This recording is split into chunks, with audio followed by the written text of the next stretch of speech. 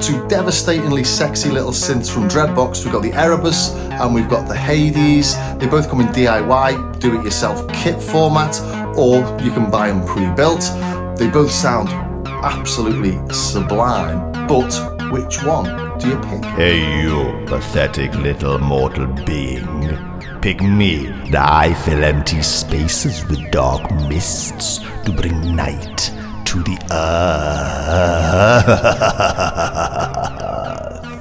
Excuse me, over here on your right. I rule over infernal powers and I rule over the dead, so I have more experience in the demonic arts and I am considerably more qualified for the role. Well guys, you're both a lot less intimidating after that display, so I'm going to plug you in and have a fiddle.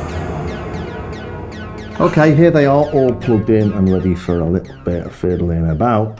And we'll start just by looking at the main similarities and differences really quickly. They're both reissues of the original Erebus and Hades, and they're essentially the same as they were with a few upgrades, like they're more compact than the originals and are now USB powered. You can see I've got USB going in to both of these, and they can be fitted into a eurorack, both 42 HP wide, and they come with a eurorack power cable in the box. And if you want to place it in the rack, you just unscrew these 4 corner bolts on each of them. I accidentally read the wrong manual and thought you still had to open them up to change the MIDI channel using a dip switch on the board. But no, with these, all you've got to do is play a note on a certain channel, flip it from Omni to channel while you're playing that note, and whatever channel that note was playing on is now the channel of the synth. You've got that on both of them. And they're both really nice little units actually. They feel nice and solid, everything's as you'd expect from Dreadbox. You can build them yourself, or you can buy them, spend a bit more money and get them built for you if you're anything like me and you can't use a soldering iron very well. But from a sound design perspective, they're quite similar, but they're definitely different instruments. They're both monosynths, although the Erebus can be duophonic because it's got these 2 oscillators, and you can send different CVs in here to each of the oscillators, or via MIDI of course. You've got a mono duo switch down there. Hades has got just this single oscillator here, but you do get 2 subs. That's an octave below and that one's 2 octaves below, and they've both got a single filter. Hades is an 18 dB, Erebus is a 12 dB. They're both resonant and they both go into self-oscillation, and they can both be really screamy or really lush. They're really good filters on these actually. They've both got a single LFO and a couple of envelopes. The Erebus has got a little analog delay circuit on it, and the Hades has got a really beautiful drive circuit, and they both sound absolutely gorgeous.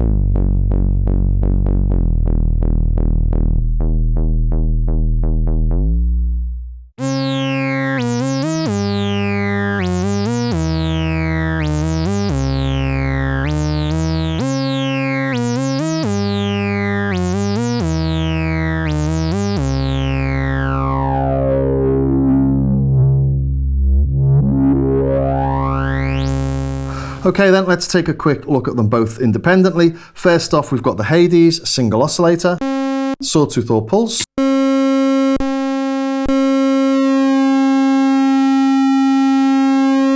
It doesn't go through 0 unless you use PWM, I'll show that in a sec. But we've got two subs, an octave and 2 octaves below. If I just turn the oscillator off for now, sub 1 and sub 2. Bring the oscillator back in. Doesn't get much fatter than that.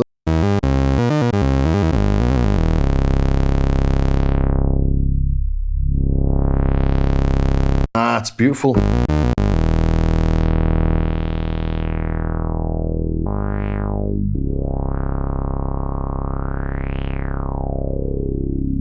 As I said before, the filter is an 18 dB, low pass. We're not really getting a drop there, are we, when we bring the resonance in? A little bit. But nothing like you get on a Moog.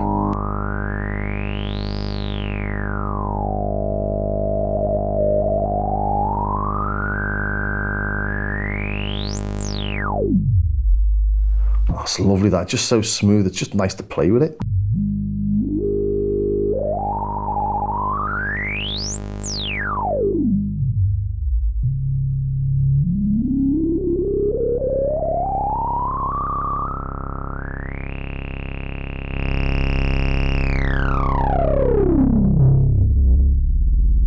And that is summoning some gods from the underworld, isn't it?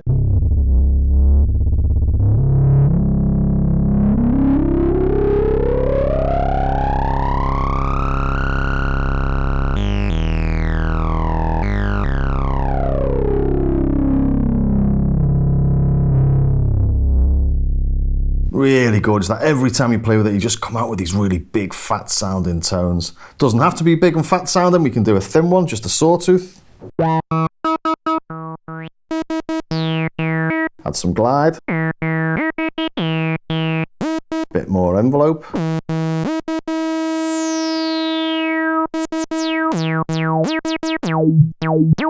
In more familiar territory here.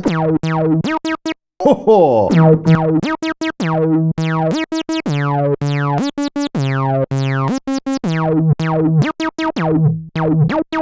It's evil, isn't it?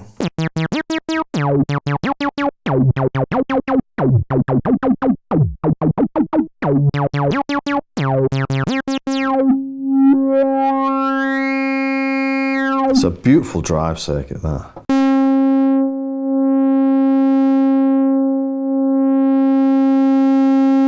Tons of harmonics.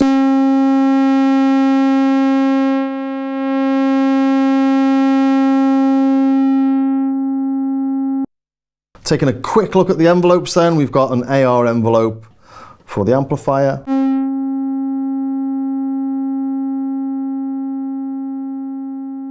I'm waiting, still waiting, so it's more than what you'd need for these sort of tones.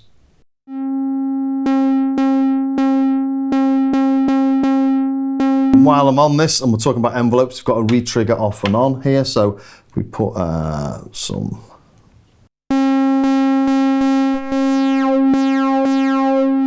Put the re-trigger on legato mode. It's not re-triggering. Take the legato mode off. Holding a note down there. Every note that you play, you get another re-trigger. So, okay. This ADS envelope works like a mini Moog in that you can turn the release on or off with the switch down here. So it's off, bring it in. I think we're getting a really good feel for it, aren't we? Let's have a little play with this LFO now, because this LFO is brilliant. So we'll put the LFO to the pulse width to start with, because we don't have a second oscillator to do FM with, but we do have the LFO, so it goes from 10 minutes, yes, 10 minutes to 3 kilohertz, so. Sometimes if you have got a square on and it's been modulated to 0, you wonder where the sound's gone.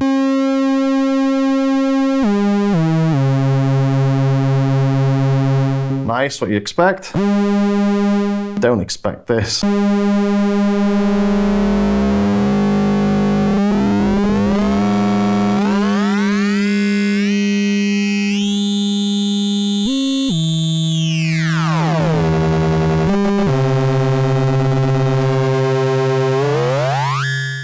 Unfortunately, you can't modulate the rate of the LFO on the Hades. You can on the Erebus, I'll show that later.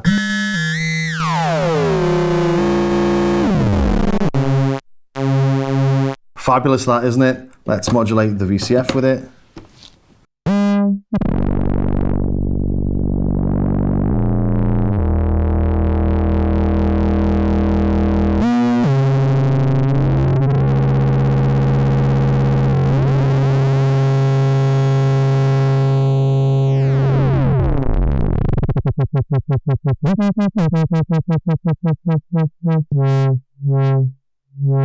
It's only a triangle on the Erebus, it's a triangle or a square, and again I'll show that in a second. What else should we have a little play with? Oh, modulation here. So the modulation from the MIDI in, little sort of secret trick this has got up its sleeve, in that the modulation CC output can be put into whatever you like. It comes out of here. So if I just play something, play with the mod wheel, which is rather cool. The envelope's got an output as well, so we can modulate, say, the pulse width with the envelope.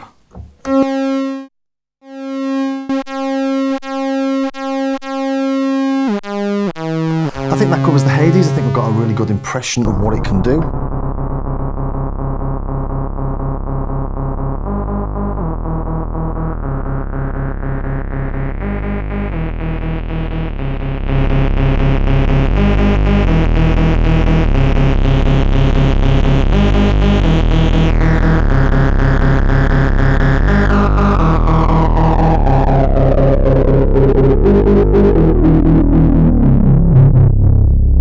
Fabulous. Okay, moving over to the Erebus then. This has got two independent oscillators.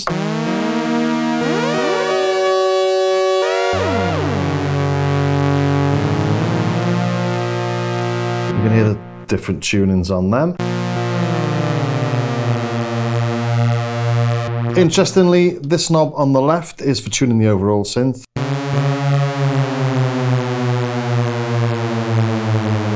Both being detuned.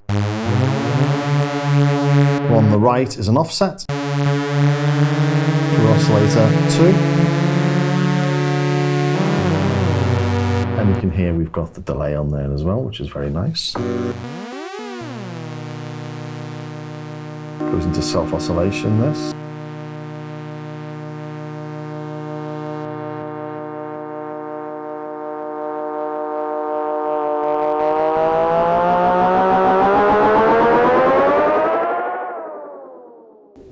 It's a bit noisy, but it's very, very useful to have, and I'm glad it's there.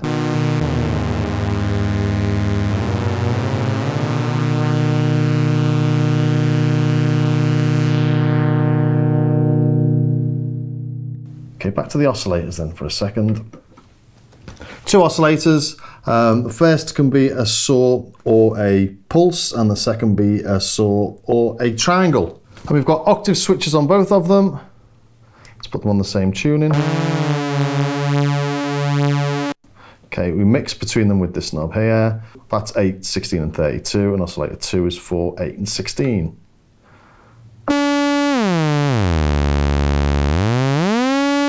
There's still a glide in there, it's quite cool. Okay, we can turn them off by just putting them in the middle. Nothing playing there. And there's our triangle.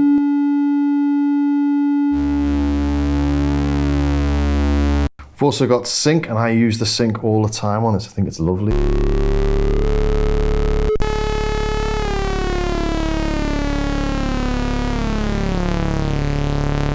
Let's modulate that with the envelope. We've got envelope out and modulation wheel out.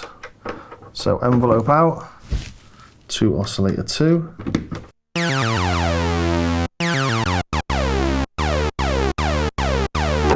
Yep, typical nice sync. Let's do a big long one.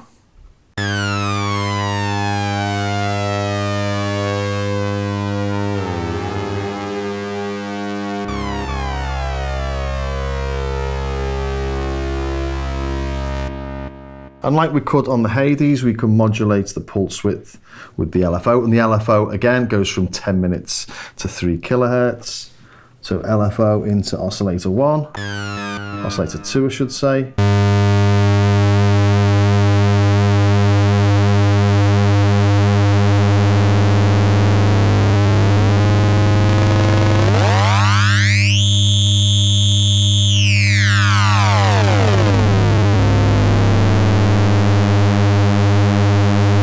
So loads of fun to be had there. We're actually modulating the LFO rate here with CV of 1. So an octave higher should be playing twice the speed. Which it is. A little bit chip tuning. So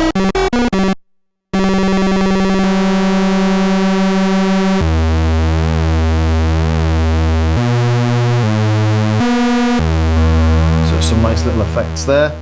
Let's modulate oscillator 2 with the rate of oscillator 1. LFO going into oscillator 2 now.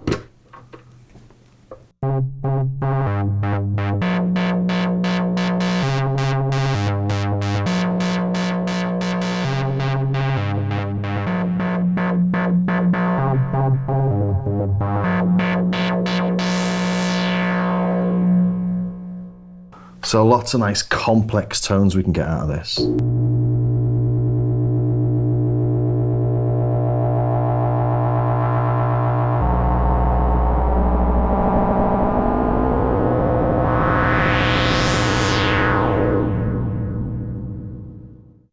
Haven't looked at the filter yet. This is a 12 dB filter. Let's just put it on something quite standard. Let's take this modulation out. So don't want to listen to anything mad here.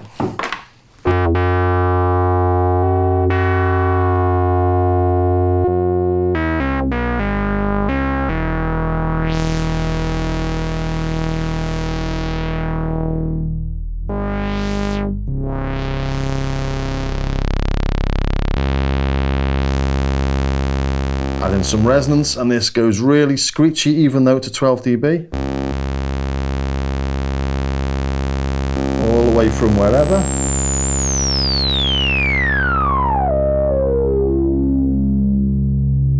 Beautiful tone that, isn't it? Big bass rumbles, all the way to below the speakers.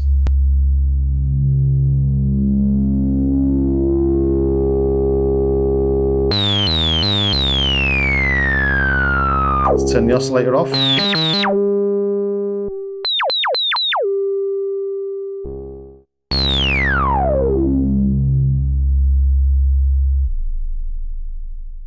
Could again modulate the filter with the LFO. I've not showed duo mode yet. Let's put it in duo mode.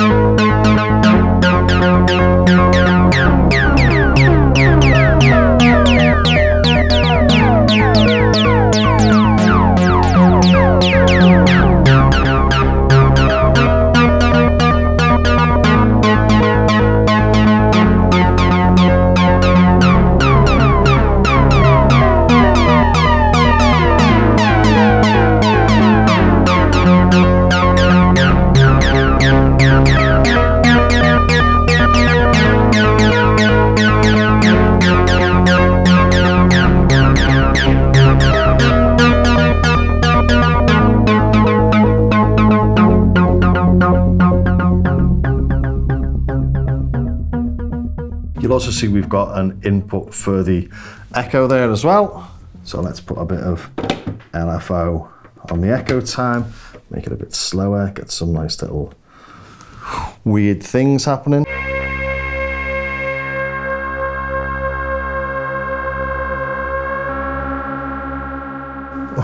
All sorts of some lo-fi crazy goodness in there, isn't there?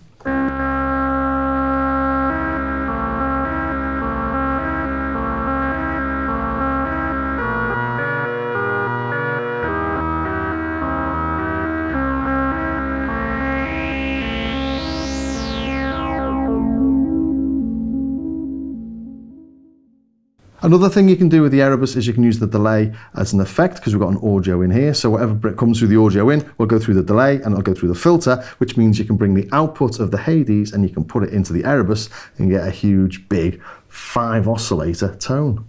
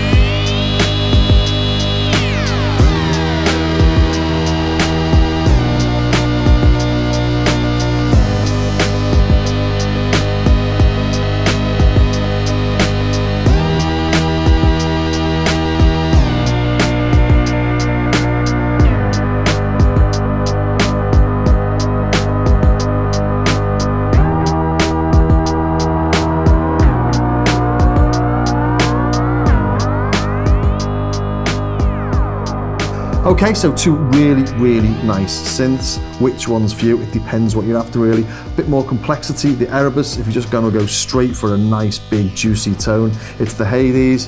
But, you know, I find it difficult to make a decision. Erebus is $100 more than the Hades. Here they are on Perfect Circuit, $499 for the Erebus, $399 for the Hades. I think once you've got one, you'll save up and you'll get the other, because they are that nice. Once you've got one, you'll fall in love with the Dreadbox tone.